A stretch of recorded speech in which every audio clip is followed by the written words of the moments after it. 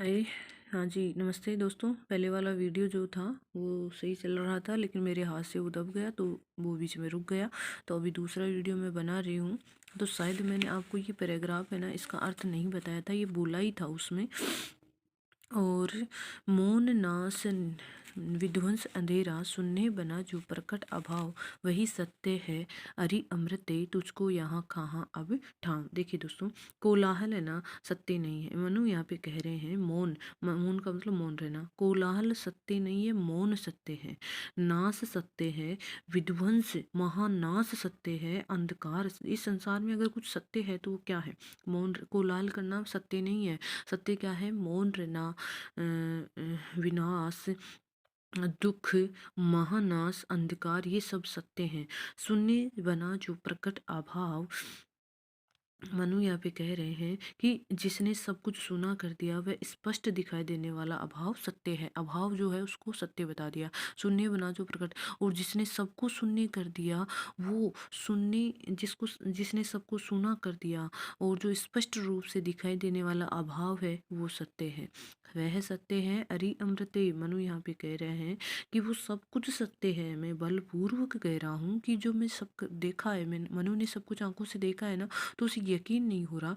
तो उस यकीन को बदलने के लिए वो कह रहे हैं कि मौन नाश विध्वंस अंधेरा सब कुछ सत्य है, और जिस अभाव ने सबको शून्य कर दिया है, सब कुछ नष्ट कर दिया है, वो भी सत्य है। हरि अमृते, हे देव जाति की संतान, हे देव जाति, तुझको यहाँ कहाँ अब ठाओ। तुझे है ना, हम सब सत्य समझ रहे थे कि सब कुछ आप ही हो, लेकिन अब पर अब बता तो सही, इन सब के बीच तेरे लिए स्थान कहाँ है? कि आज तक देव जाति को सब लोग सत्य समझ रहे थे, लेकिन अब मनु कह रहे हैं कि इस सृष्टि में अब तेरा ठाव का मतलब स्थान, अब तेरा कहाँ स्थान है? अर्थात तू तो पूरी तरह से तेरा नष्ट हो चुका है, तू नष्ट हो चुकी है, तेरा विध्वंस हो चुका है, तेरा महानाश हो चुका है, जो एकदम सत्य है।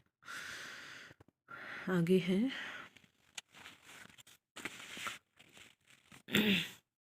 मृत्यु अरि चीर निद्रे, तेरा अंक हिमानी सा शीतल, तू अनंत में लहर बनाती, काल जल्दी किसी हलचल। देखिए, मृत्यु हमेशा सत्य है। इस संसार में सबसे बड़ा सत्य ये है कि मृत्यु और जन्म, जन्म हुआ है, मृत्यु निश्चित है, इसको कोई नहीं बदल सकता। वही बात मनु यहाँ पे कह रहे हैं। मृत्यु चीर निद्रे, निद्रे का मतलब होता है सदैव सुलाने वाली निद्रा का नींद। चीर का मतलब हमेशा सुलाने वाली नींद। तेरा अंक, अंक का मतलब होता है गोद। हिमानी, हिमानी का मतलब हिमालय की तरह, हिमानी मतलब हिम राशि जो बर्फ होती है।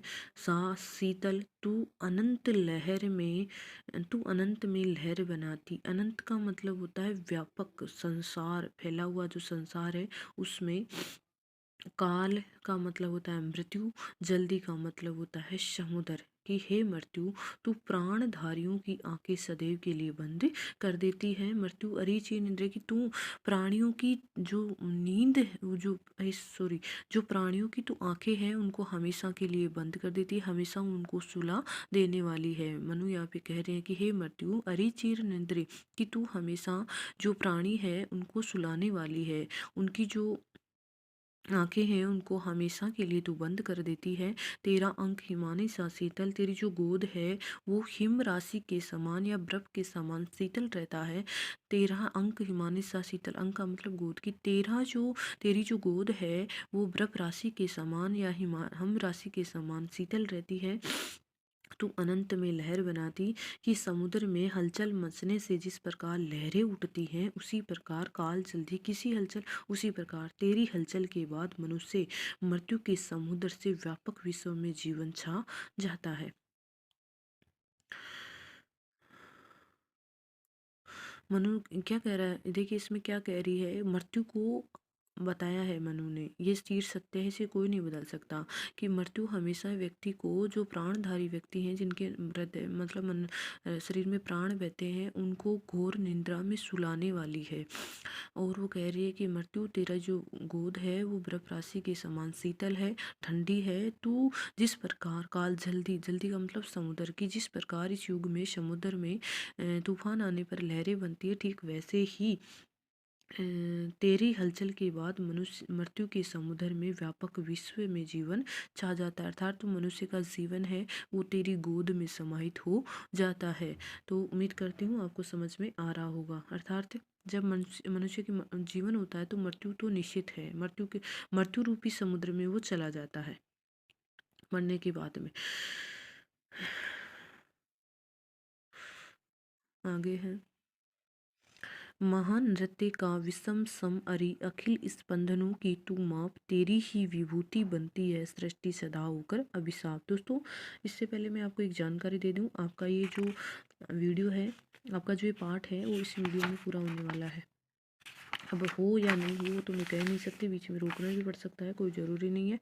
तो ये इसमें बंद हो सकता है, नष्ट हो सकता है, क्या हो सकता है, जो भी हो सकता है, मतलब पूरा हो जाएगा पार्ट। अब देखिए क्या है, महानृत्य का विषम अरि अखिल स्पंदनों की तू माप, तेरी ही विभूति बनती है सृष्टि सदा होकर अभिशाप। देखिए मनु क्या कह रहे हैं, विषम का मतलब होता है महानृत्य, महान रूप से नृत्य करना है, तांडव। विषम का मतलब कठोर, सम संगीत में उंगलियों की जो थाप, नृत्य में पदचाप।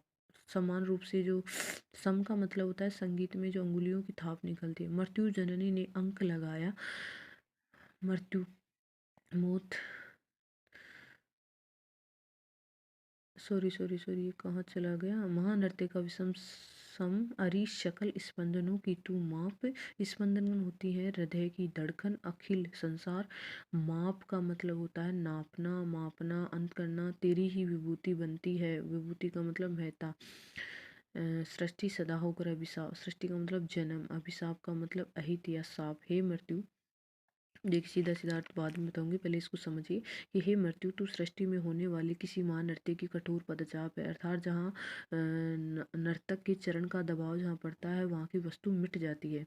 तू समस्त चेतना का अंत करने वाली है, तू जब आती है तब अहित कारणी प्रतीत होती है। कि हे मृत्यु, जब तू आती है ना तो तू मनुष्य के लिए विनाश का प्रतीक होती है, पर तेरी महत्ता से ही जीवन वस्तुओं का सदैव जन्म होता है, नवीन वस्तुओं की, तेरी वजह से ही नई वस्तुओं का जन्म होता है। कि अगर मृत्यु नहीं होगी तो मनुष्य मरना ही नहीं चाहेगा ना, तो नई सृष्टि का विकास नहीं होगा। तो ये मनु यहाँ पे कह रहे हैं कि तेरी वजह से नवीन सृष्टि का या नवीन वस्तुओं का निर्माण होता है। देखिए मनु यहाँ पे कह रहे हैं, महान नृत्य का विषम सम अरि अखिल स्पंदनों की तू माप। मनु यहाँ पे कह रहे हैं कि हे मृत्यु, तू सृष्टि में किसी महान नृत्य की पदचाप के समान है। कैसे महान नृत्य की पदचाप के समान है, कैसे जिस प्रकार कोई नर्तक होता है वो जहाँ नाचता है वहाँ की वस्तु नष्ट हो जाती है, मतलब जिस उसके पैर जहाँ पर पड़ते हैं उसको वस्तु नष्ट हो जाती है। तेरी ही विभूति बनती है सृष्टि सदा होकर अभिशाप। तू समस्त चेतना का अंत करने वाली है, तू जब जाती है तब अहित कारणी प्रतीत होती है, तेरी ही महत्ता से तेरे ही महत्ता से जो नवीन सृष्टि है उसका निर्माण होता है। तो दोस्तों मेरे पास टाइम कम है थोड़ा सा, तो अगर आपको नहीं समझ में आ रहा है तो इसको थोड़ा सा बार बार सुनना, आराम से समझ में आ गया। एक बात और बता दूं, मैंने आपको पहले वाले पंक्ति में 2 पैराग्राफ थोड़े बताए थे पदों, थोड़े इम्पोर्टेंट। तो ये जो उसके बाद में जो मैं पद पढ़ा रही हूँ ना, जो पहले वाले पैराग्राफ में उसके बाद से ये थोड़े बहुत ही मतलब इम्पोर्टेंट है। ये जैसे मैंने ये पद पढ़ाया है ये इम्पोर्टेंट है, तो इनको अच्छे से थोड़ा सा याद करना, एग्ज़ाम में ये आ सकते हैं, क्योंकि जिनका अर्थ एकदम सीधे सीधे समझ में नहीं आ रहा है वही एग्ज़ाम में आते हैं। देखिए, अंधकार के अट्टहास सी मुखरित सतत चिरंतन चित्त चिरंतन सत्य, छिपी सृष्टि के कण कण में तू ये सुंदर रहस्य है नित्य।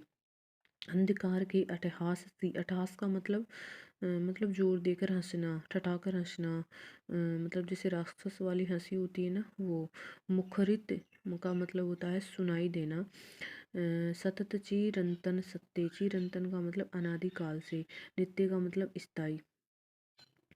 कवि क्या कह रहा है, अंधकार के अटहास से मुखरित, अभी जो मृत्यु थी ना उसी के बारे में बता रहे हैं। ये जो मृत्यु के बारे में जितने भी पदों में बताया है ना वो बहुत ही मोस्ट पद है, अच्छे से सुनना, उनको अच्छे से समझना, बार बार सुनना। मनु, देखिए मनु कह रहे हैं कि जैसे कोई अंधकार में बैठकर जोर से हंसता है ना तो उसका ठठाकर हंसना सुनाई देता है। अंधकार के अट्टहासी, जिस प्रकार अंधकार में बैठकर कोई व्यक्ति जोर जोर से हंसता है तो उसकी अट्टहास सुनाई देती है, उसका हंसने का स्वर सुनाई देता है। पर उस व्यक्ति को हम देख नहीं पाते हैं। मुखरित सतत चिरंतन सत्य, उसी प्रकार मृत्यु का आकार तो हमें दिखाई नहीं देता है, पर उसका विनाश कर्म हमें दिखाई देता है। छिपी सृष्टि के कण कण में तू सुंदर रहस्य है नित्य, कि एक सत्य है। छिपी सृष्टि के कण कण में तू, की सृष्टि के प्रत्येक कण कण में हे मृत्यु तू छुपी हुई है। अर्थात इस सृष्टि का जो कण है ना, वो नासवान है। ये मृत्यु का सुंदर रहस्य है कि इस सृष्टि के कण में सब कुछ छिपी हुई है, उसका नाश होने वाला है। अर्थात जिस प्रकार एक अंधेरे में बैठा हुआ व्यक्ति होता है, वो व्यक्ति जो है वो हंसता है तो उसकी हंसी सुनाई देती है, हम उस व्यक्ति को देख नहीं पाते हैं। उसी प्रकार इस संसार में जो मृत्यु है उसका जो मृत्यु है ना, वो उसका कठोर सत्य है। वो मृत्यु हमें दिखाई नहीं देती है, बल्कि इस सृष्टि के प्रत्येक कण कण में वो मृत्यु छिपी हुई रहती है। सृष्टि का कण कण जो है वो हमेशा नाशवान है।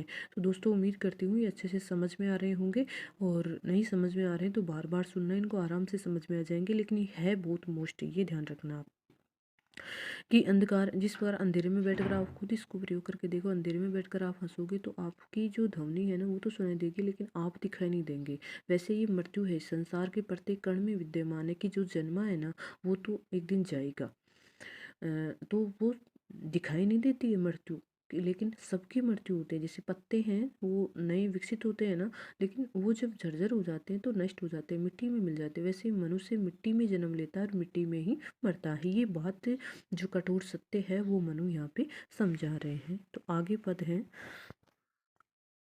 ये है अगला पद, जीवन तेरा शुद्र अंश है, व्यक्त नील घन माला में, सुधामिनी संधि सा सुंदर, क्षण पर रहा उजाला में। तो दोस्तों, जीवन तेरा शुद्र अंश है, व्यक्त नील घन माला में, सुधामिनी संधि सा सुंदर, क्षण भर रहा उजाला। शुद्र का मतलब होता है छोटा, अंश टुकड़ा।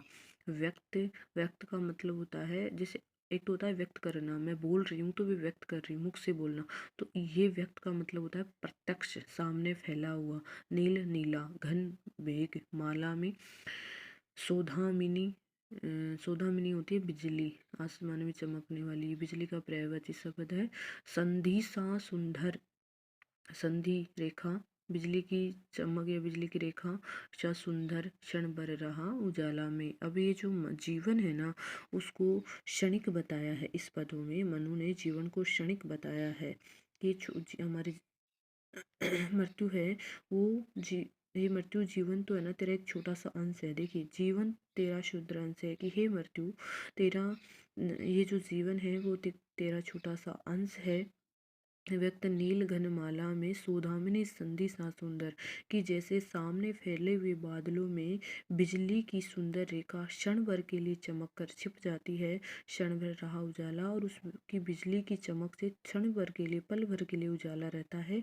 ठीक वैसे ही इस जीवन भी अत्यंत अल्प काल तक प्रकाशित रहकर तुझ में विलीन हो जाता है। देखिए, बहुत ही मोस्ट है ना, बहुत ही अच्छा है ये पद, कि जीवन है, हे मृत्यु जीवन तेरा छोटा सा अंश है, छोटा सा भाग है। व्यक्त नीलगन माला में, कि जिस प्रकार नीले आसमान में बादलों के बीच में बिजली पल भर के लिए चमकती है और उसे पल भर के लिए उजाला होता है, ठीक वैसे ही ये जो जीवन है वो क्षणिक है। अल्पकाल के जीवित रहकर, थोड़े दिनों के लिए जीवित रहकर हे मृत्यु ये तुझ में समाहित हो जाता है। तो ये जो मृत्यु है, ये जो जीवन है वो क्षणिक है। और यहाँ पे कवि ने जो बादलों से बात बताई है वो क्या है, कि जिस प्रकार है ना बिजली छिप जाती है पर बादल बने रहते हैं, उसी प्रकार हमारा जीवन मिट जाता है मृत्यु के बाद में, लेकिन मृत्यु बनी रहती है। कैसे बनी रहती है? हमारा जीवन तो नष्ट हो गया, लेकिन मृत्यु बनी है। हमारे बाद में जो और हैं आने वाले, वो भी मर रहे हैं, हमारे पूर्वज भी मरे हुए हैं। तो ये जो भावना है वो बहुत ही निराशापूर्ण है, व्यक्ति को अंदर से तोड़ देती है, कि एक दिन मेरा मरण होगा, एक दिन मुझे इस संसार से जाना है। अगला है, पवन पी रहा था शब्दों को, निर्जनता की उखड़ी सांस टकराती थी दीन प्रतिध्वनि बने हिमशिलाओं के पास। पवन का मतलब होता है हवा, शब्दों की निर्जनता, निर्जनता मतलब सूनापन, उखड़ी सांस, दूर हो गया, उखड़ गया सांस मतलब सांस दूर हो गया, उखड़ गया। टकराती थी दीन, दीन का मतलब करुण, प्रतिध्वनि बनी हिमशिलाओं की। अब मनु जहाँ पर हिमालय के ऊपर बैठकर मनन कर रहे थे, चिंतन कर रहे थे, बोल रहे थे, तो वहाँ पर कोई भी नहीं था उनकी सुनने वाला। वो जो हवा थी वही सुन रही थी। और हवा के संपर्क में आकर जो मनु के शब्द है ना, वो हिमालय की जो ठंडी बर्फ की शिलाएं हैं उनसे टकरा रहे थे। तो देखिए इसमें क्या कह रहा है मनु। पवन पी रहा था शब्दों को, निर्जनता की उखड़ी सांस टकराती थी दिन प्रतिध्वनि बनी हिमशिलाओं के पास। कि मनु के मुख से निकले शब्द पवन में समाहित हो रहे थे। पवन पी रहा था शब्दों को, अर्थात मनु के मुख से निकलने वाले जो शब्द है वो पवन में समाहित हो रहे थे। निर्जनता की उखड़ी सांस उनकी ध्वनि से चारों ओर का जो सूनापन था, निर्जनता का मतलब होता है सूनापन, दूर हो गया था। अर्थात वहाँ पर सूनापन छाया हुआ था और वहाँ हवा चल रही थी। तो मनु वहाँ पर बैठे हुए बोल रहे थे, तो मनु के शब्दों से वहाँ की जो सूनापन है वो नष्ट हो गया था। टकराती थी दीन प्रतिध्वनि बनी हिमशिलाओं के पास। कि ये शब्द हिमशिलाओं से जब टकराए तब वहाँ एक करुण प्रतिध्वनि गूंज उठी थी, टकराती थी। मनु की जो आवाज़ है वो टकरा रही थी, कहाँ, करुण, करुण आवाज़। मनु की जो करुण आवाज़ है वो हिमशिलाओं से जब टकराती थी तब एक करुण प्रतिध्वनि के रूप में गूंज रही थी। देखिए दोस्तों इसमें सांस, उखड़ी सांस मतलब सांस उखड़ना एक मुहावरा है। इसका अर्थ होता है मृत्यु, उखड़ना मतलब सांस उखड़ गई शरीर से अर्थात मर गया, ये मुहावरा है। तो आप इस विशेष में लिख सकते हो सांस उखड़ना एक मुहावरा है जिसका अर्थ होता है मृत्यु, इसका इसमें प्रयोग किया गया है। और निर्जनता की मृत्यु का मतलब होता है, इसमें क्या बताया ना, निर्जनता की निर्जनता नष्ट हो गई। वहाँ पर सूनापन छाया हुआ था, कोई भी नहीं था। मनु बोल रहे थे, मनु की आवाज़ से वहाँ का जो सूनापन है ना वो दूर हो गया, निर्जनता नष्ट हो गई। अर्थात जिस प्रकार अपने मन घर में होता है ना किसी व्यक्ति के पास में, जब कोई व्यक्ति चला जाता है तो घर सूना सूना हो जाता है, ठीक वैसे ही यहाँ पे फिर वो वापस आता है तो उसकी जो सूनापन उसकी वजह से घर में हो रहा था, या फिर छोटे बच्चों की वजह से घर में सूनापन होता है, लेकिन जब वो आते हैं उनके किलकारियों से वो सूनापन वापस चला जाता है। वही बात यहाँ पर कवि ने समझाई है। धू धू करता नाच रहा था अनअस्तित्व का तांडव नृत्य, आकर्षण विहीर विद्युत कण बने भारवे थे व्रत। ये देखिए दोस्तों मैं आपको बार बार कह रही हूँ, ये जो बाद के जो पद हैं मैं एक बार बता दूंगी लास्ट में कि कौन कौन से पद हैं जो इम्पोर्टेंट हैं।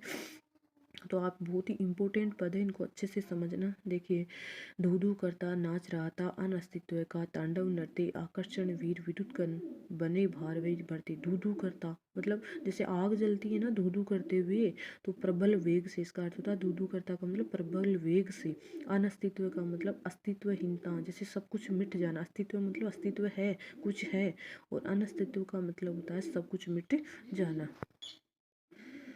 और है आकर्षण विहीन विद्युत कण बने भारवई थे भ्रते। भारवई का मतलब होता है बोझा ढोने वाला, विद्युत कण विद्युत के परमाणु, आकर्षण होता है पास खींचने की शक्ति, भ्रते का मतलब होता है नौकर। देखिए, धू धू करता नाच रहा था अनअस्तित्व का तांडव नृत्य। मनु यहाँ पे कह रहे हैं कि विनाश का ऐसा प्रबल वेग से नृत्य हुआ कि सब कुछ नष्ट हो गया। कि विनाश जो था उसका इतनी प्रबल वेग से नृत्य हुआ कि सब कुछ नष्ट हो गया। आकर्षण विहीन विद्युत कण बने भारवही ते व्रते। शून्य के चक्कर में काटने वाले विद्युत के परमाणु में अभी आकर्षण शक्ति नहीं आई थी। अतः जैसे कोई नौकर बोझा ढोता रहता है उसी प्रकार वे अपना भार ढोते हुए घूम रहे थे। देखिए समझ में नहीं आया है मुझे पता है कि मनु यहाँ पे कह रहे हैं कि जो विनाश था, विनाश का प्रबल वेग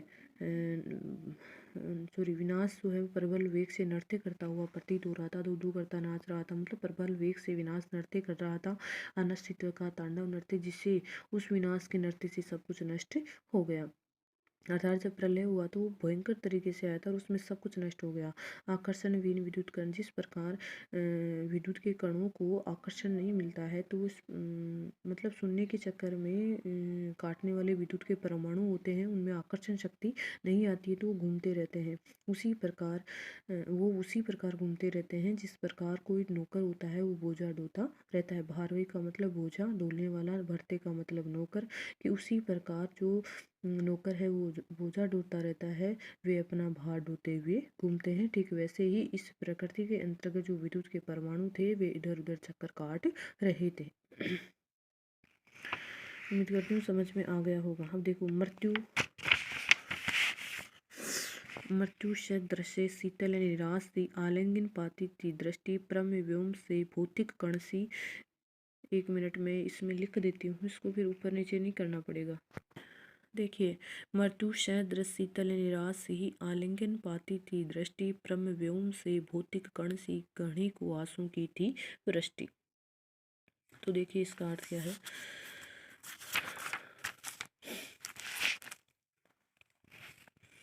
मृत्यु सदृश, मृत्यु के समान, शीतल निराश ही, शीतल का मतलब होता है हृदयहीन, आलिंगन पाती थी दृष्टि, कि दृष्टि को हृदयहीन मृत्यु जैसे निराशा ही चारों ओर दिखाई दे रही थी। कि जो नज़र थी, मनु की जो नज़र थी उसको हृदयहीन मृत्यु जैसी निराशा चारों ओर दिखाई दे रही थी। इतने में आलिंगन पाती दृष्टि, ब्रह्मव्योम से भौतिक कण सी, घने कुआसों की थी वृष्टि। इतने में ऊपर से महाकाश से जैसे स्थूल कण बरसे और उसी प्रकार घना कोहरा बरसने लगा। आलिंगन का मतलब एक वस्तु दूसरी वस्तु को छूती है।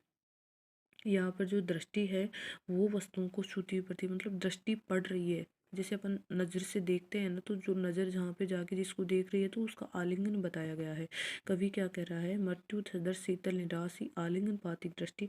की जो मृत्यु है, जो नज़र है हमारी, वो हृदयहीन मृत्यु जैसी निराशा ही चारों ओर दिखाई देती थी। कि जिस मनु है ना चारों तरफ देखता था ना, तो वहाँ पर चारों तरफ मृत्यु मृत्यु दिखाई देती थी। सीधी सीधी बात यह है।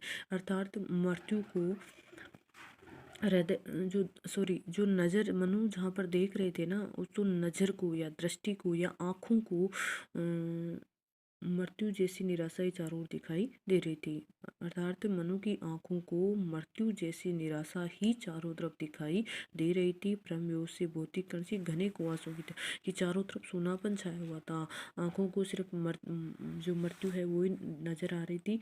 तभी वहां पर ऊपर आसमान से ब्रह्म व्योम का मतलब होता है, परम व्योम का मतलब महाकाश से भौतिक स्थूल दिखाई देने वाले, कुआसा का मतलब कोहरा।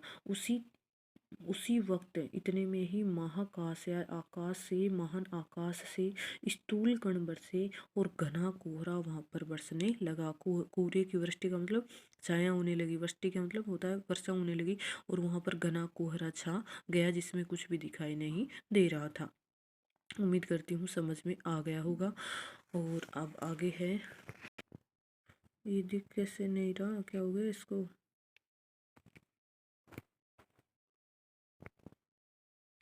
ये दिखाई नहीं दे रहा, क्या हो रहा है।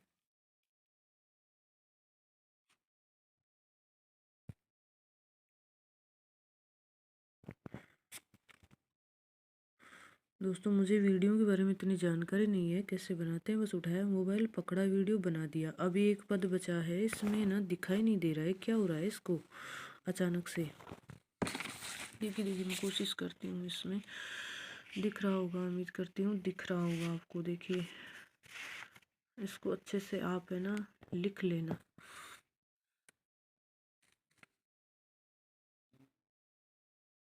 नहीं दिख रहा, नहीं दिख रहा, क्या हो गया इसमें।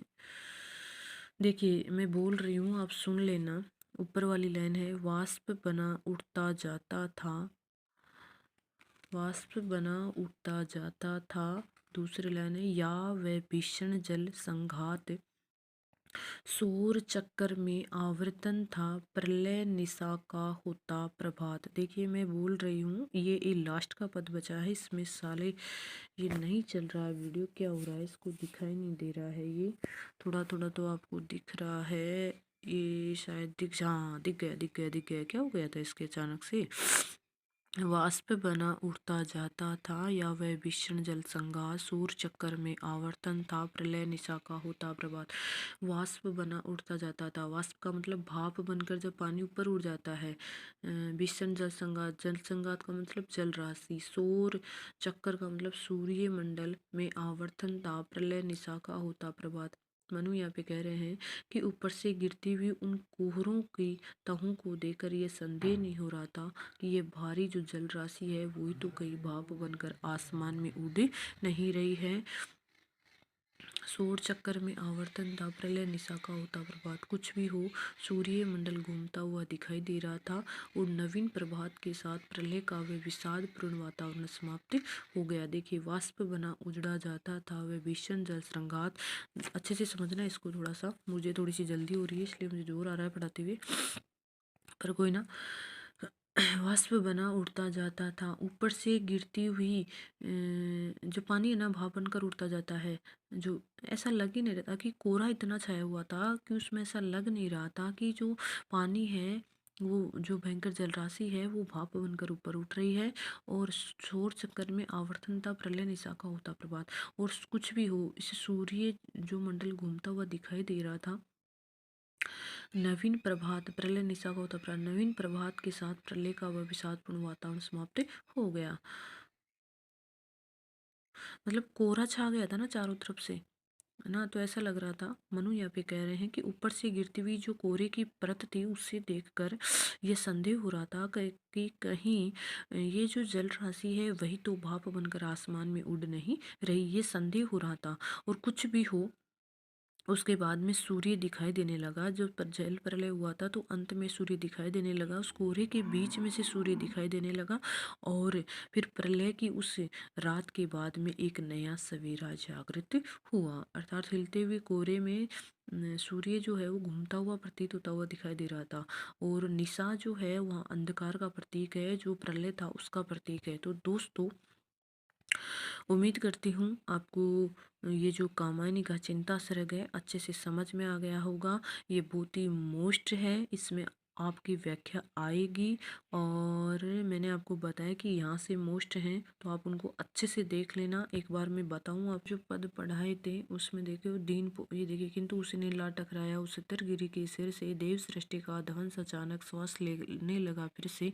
आज अमृता का जीवित हूँ मैं, वह भीषण जर्जर दम आश्र के प्रथम अंक का अधम पात्र में सा निष्कंभ। अरे उस जीवन की मरुचिका कायरता के अर्थ विषाद, अरे पुरातन अमृत अगित में मोह मुग्ध जर्जर विषाद। ये तो बहुत ही मोस्ट है, ये वाला तो, ये 4 लाइनें तो बहुत ही मोस्ट है, मुझे बहुत मोस्ट लग रही हैं। मौन नाश विध्वंस अंधेरा। और स्क्रीनशॉट ले लेना इनके, ये बहुत मोस्ट हैं। ये 4 पद हैं। कौन सुन नाश विध्वंस अधेरा, सुनने बना जो प्रकट भाव वह सत्य है, अरि अमृते तुझको यहाँ का आप ठाव। फिर है मृत्यु अरि चीर निद्रे, 13 अंक हिमानी सा शीतल, तू अनंत में लहर बनाती काल जल्दी किसी हलचल। महा महामृत नृत्य का विषम सम, अरि अखिल स्पंदनों की तू माप, तेरी ही विभूति बनती है सृष्टि सदा होकर अभिशाप। आगे है अंधकार के अट्टहास से मुखरी सतत चिंतन, सत्य छिपी सृष्टि के कण कण में तू ये सुंदर है रहस्य नित्य। फिर ये है जीवन तेरा शुद्र अंश है, व्यक्त नीलगल माला में सुधाम निसंधि सा सुंदर, क्षण भर रहा उजाला में पवन पी रहा था शब्दों को, निर्जनता की उखड़ी सांस टकराती थी दिन प्रतिध्वनि बनी हिमशिलाओं के पास, टूटू करता नाच रहा था अनस्तित्व का तांडव नृत्य, आकर्षणहीन विद्युत कण भरे भारवे थे नृत्य, मृत्यु सदर से शीतल निराश आलिंगन पाती सृष्टि, मरव्योम से भूति कण सी घने कुआसों की थी वृष्टि। वाष्प बना उड़ता जाता था या वह भीषण जल संघात, सूर्य शंकर में आवर्तन था प्रलय निशा का होता प्रभात। ये जो मैंने दोबारा से रिपीट किया है ये बहुत ही मोस्ट है, इनको अच्छे से देखना, थोड़े टिपिकल हैं, बार बार सुना, अच्छे से समझ में आ जाएगा। कमेंट करना, लाइक करना, शेयर करना, सब्सक्राइब बढ़ाना आपकी जिम्मेदारी है, आपका अपना चैनल है। और आज के लिए इतना ही, धन्यवाद। ये कामायनी का जो चिंता सरक है वो पार्ट कंप्लीट हो चुका है। और क्या वैसे खुश हो रहे होंगे कि छूटा पीछे है चिंता सड़क से। तो दोस्तों ये पार्ट पूरा हो चुका है। अब अगला पार्ट अपन पढ़ेंगे। पहला पार्ट मिथिलेश गुप्त का साकेत और यशोधरा था। दूसरा पार्ट जयशंकर प्रसाद का चिंता सड़क है। 2 पार्ट आपके कंप्लीट हो चुके हैं और अब अपन आगे के वीडियो में देखेंगे कौन सा पार्ट पढ़ेंगे। तो तब तक के लिए धन्यवाद।